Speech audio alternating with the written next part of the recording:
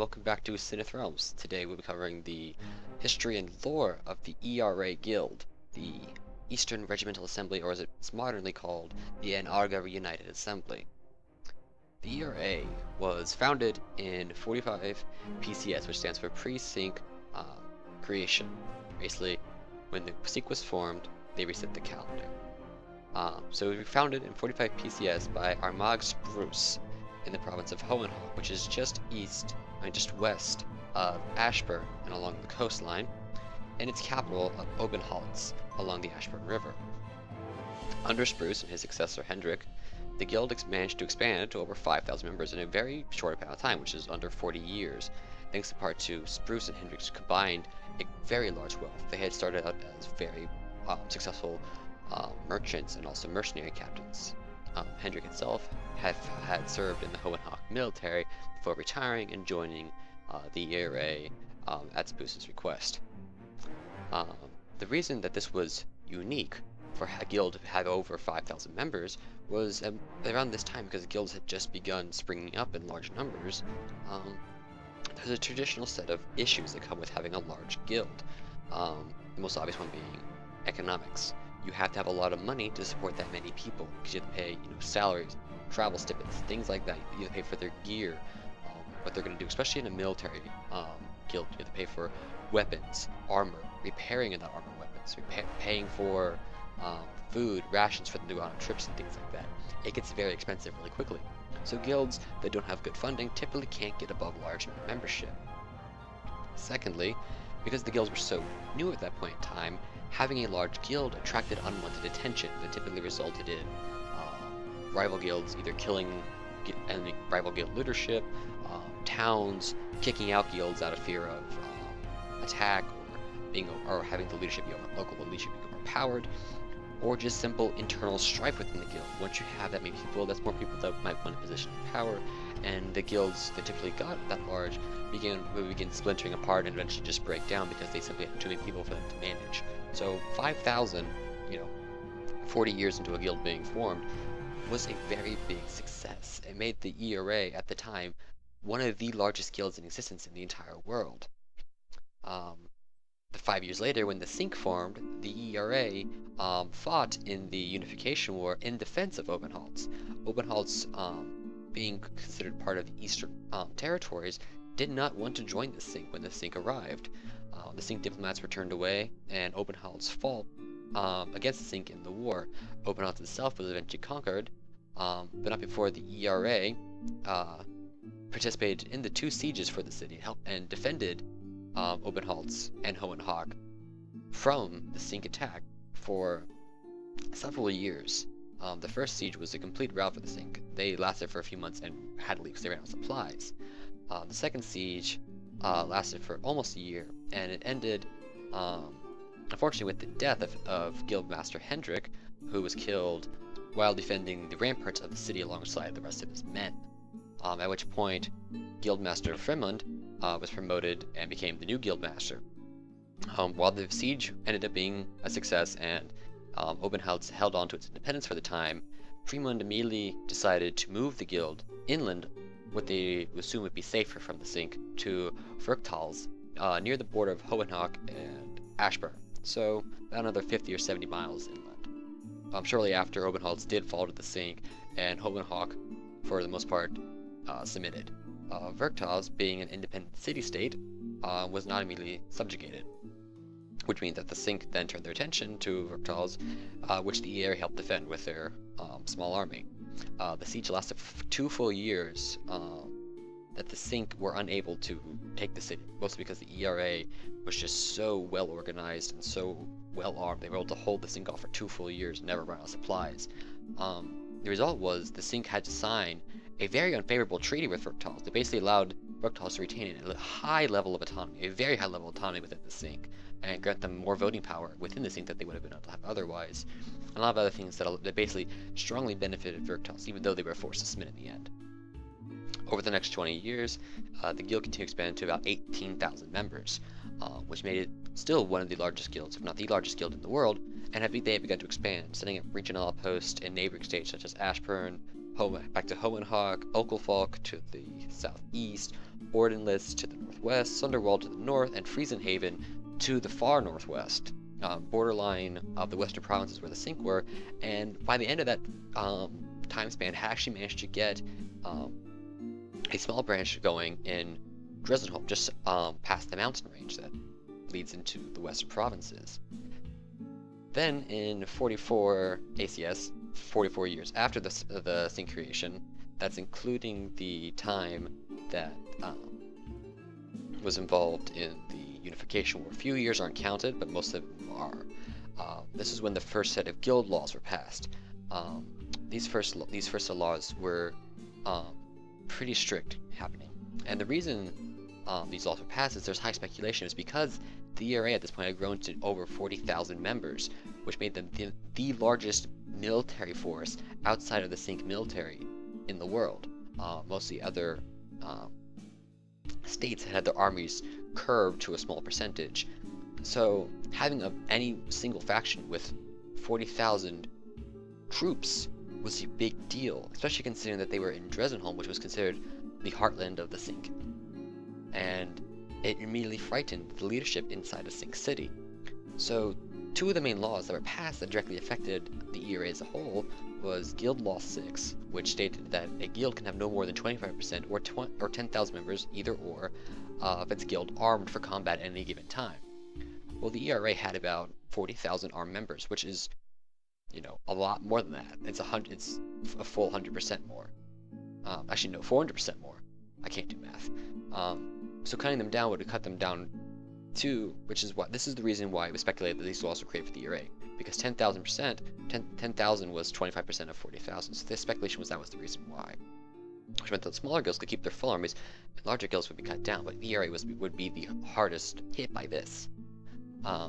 Additionally, Guild Law 3 stated that no guild could conduct independent economic activities without grants and permits from all cities that the guild operates in.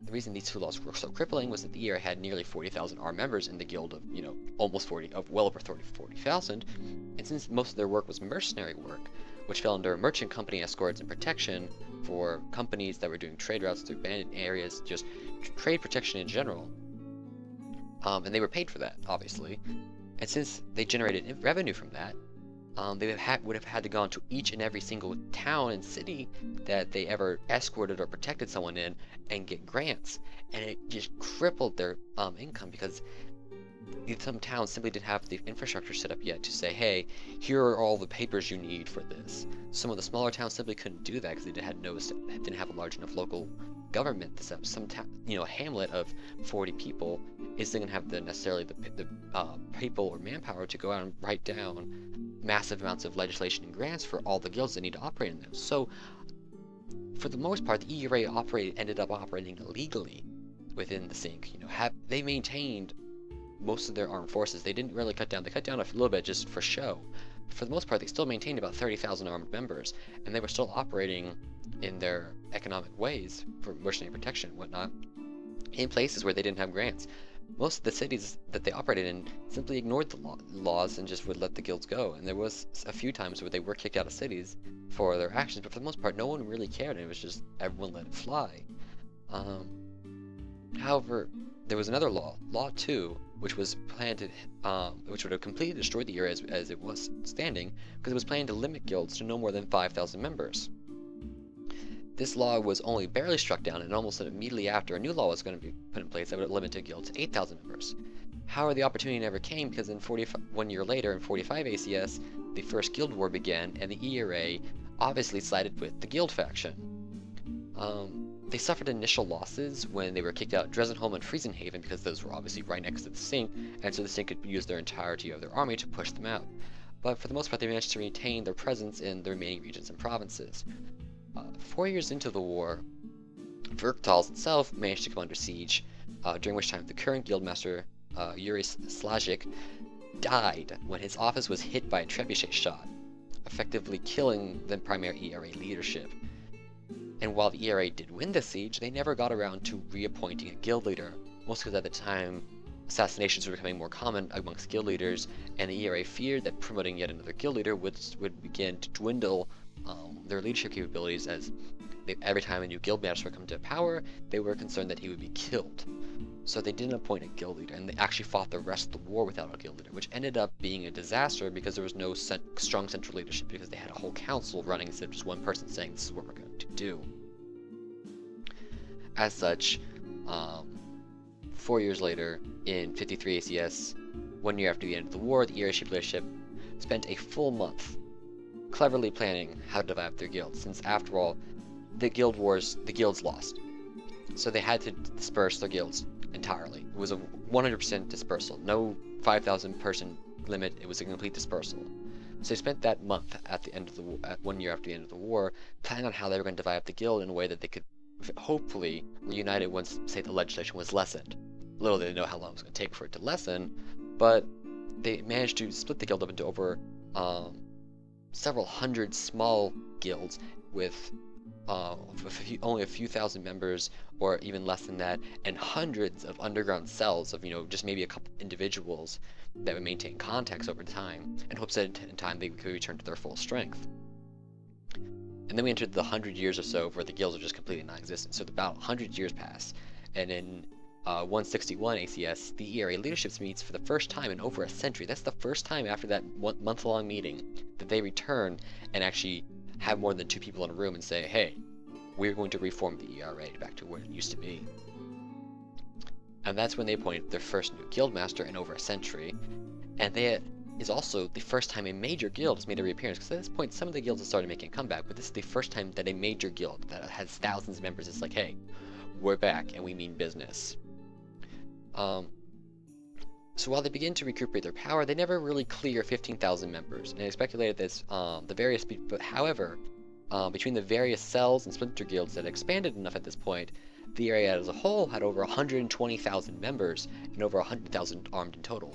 Because while the area itself was small and only 15,000 members, all of those splinter groups had gone off and formed sub-guilds, which answered directly to ERA leadership, and they as a whole had the 120,000 members, including the ERA. And that went on for about 10 years. And so in 173 ACS, the Synth Parliament began setting in motion plans to enact a new series of guild laws that would once again curb the guilds, not as harshly, but the talk began getting more and more harsh to the point of planning it once again to eliminate the guilds. However, the ERA leadership at this point had worked its way into the Verktal's political scene, and a lot of the other guilds in the world had taken the downtime of that 100 years and worked their way into the political scenes. A lot of cities had large, high-ranking guild members within their political parties and systems, which meant that when the laws were being discussed back in the Synth Parliament, ERA leadership almost immediately found out about it, as well as many other guilds. So the news of the new guild laws spread incredibly fast, which meant that this element of surprise was lost for the Synth. So in the winter of that same year, the ERA and their allies, the ERA itself allied with several other large military-based guilds, and began slowly moving troops to the mountains north of the western provinces, mobilizing in secrecy a very large army.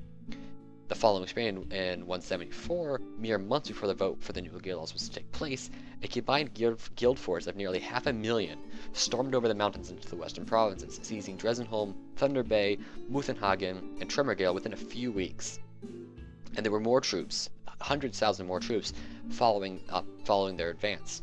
The Synth at this point had not been able to mobilize defense, and so those 4 provinces fell, as I said, almost instantly. And they were on the back foot for most of the war because of that.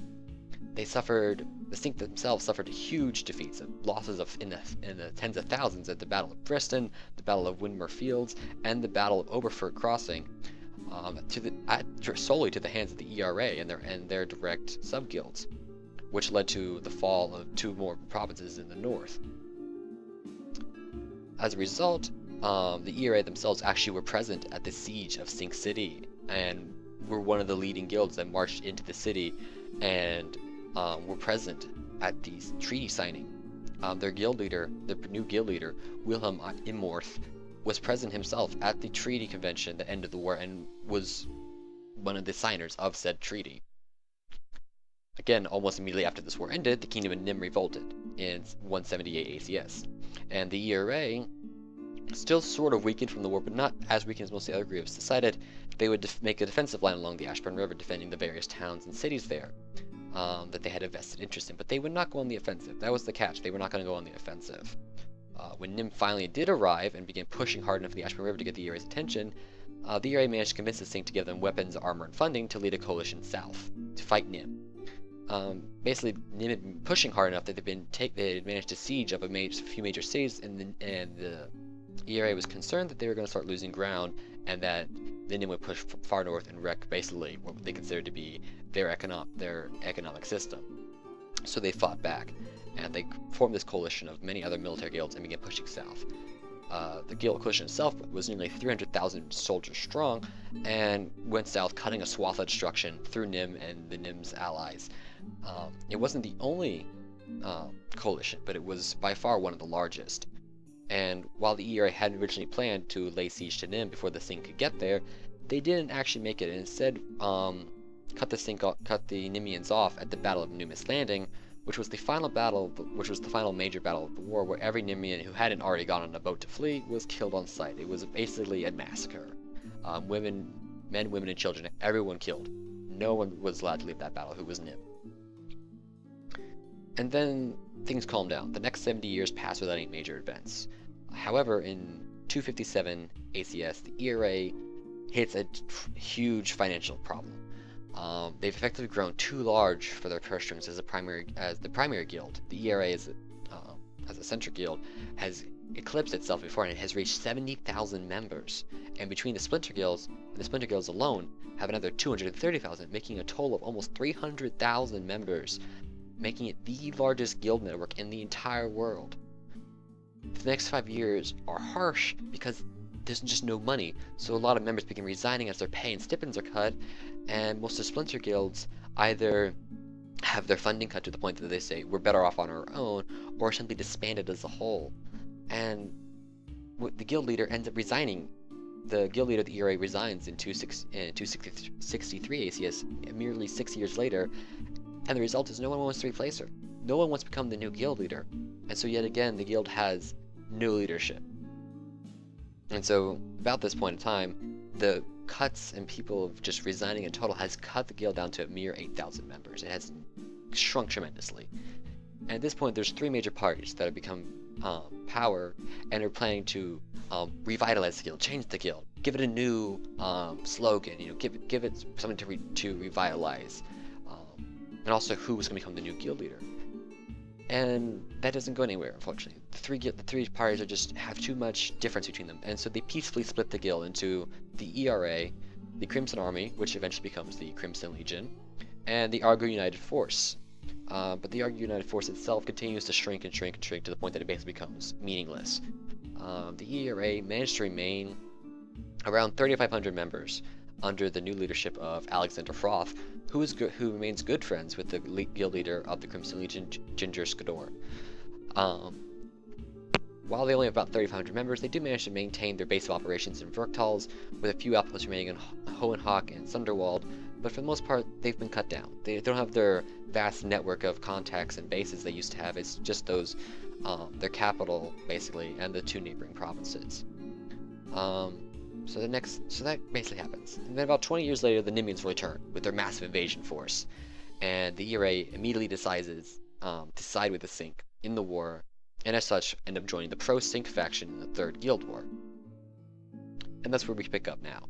So the ERA now acts more as, because of their size, has to operate more as a veteran military force and advisory group than really ever putting themselves on the front lines. You never will see the ERA forming the primary front line. They're typically there as a support group. They send veteran members to give advice, to say, hey, here's what we think you should do for your strategy. And they send elite units to protect guild leaderships and some of the weaker guilds that, haven't had much fighting experience. And they have been, while they don't deploy large numbers, they've been crucial in keeping the other guilds alive in battles. And their small units of sometimes only 40 people make the whole difference in a battle and can turn the entirety of a campaign in favor of the pro-Sink faction of the guild in the guild wars. As it stands, the leadership of the ERA has been fairly unstable. There was the 100-year gap where there was no guild leader, and there was another gap as well, and then there was the most recent gap of about 5 years where there hasn't been a leader, and the ERA burns through leaders pretty fast because the leaders tend to be military leaders. They don't sit behind a desk typically. They typically are out in the field fighting alongside their men, up until Alexander Froth himself, who basically said, we can't do this anymore, we're killing too many of our guild masters. We're sitting back and doing this the old-fashioned way, behind a desk. As such, the guild is supposed to be headed by a guild master at all times. Obviously that's not the case. They have a lot of large lulls where there's no guild master. And then the guild master himself is aided by the ERA military council. You know, basically the best generals and best lieutenants that the guild can put forward, military geniuses in their own right. And the guild master will be in charge either until his death or resignation. Mostly death because they don't typically last very long if they're always fighting, and resignation because, you know, sometimes being a guild master for 80 years is taxing on someone. There was one guild master who lived to be 102, and he never resigned, and he died sitting in his office chair. There was also an economic council that was solely in charge of maintaining relations with the various trade guilds and things like that, but that was disbanded after the First Guild War, obviously because no more real economic function. Then all these splinter groups that used to exist had a lieutenant in charge, not a formal guild master, and those lieutenants would in turn respond only to the guild master. But in the modern time, there are only a few remaining splinter groups, so the lieutenants have more autonomy, and occasionally they're actually called guild master rather than lieutenant. The ERA as a whole has operated largely as a mercenary / military guild, obviously fighting in all the major wars, providing mercenary services for cities, but for the most part providing mercenary protection for merchants and local merchant guilds, escorting them places, protecting their services from brigands and bandits and pirates. And they've also had a long time exclusive contract with the Traders Alliance before its disbandment, and even into the modern day when it's been reformed.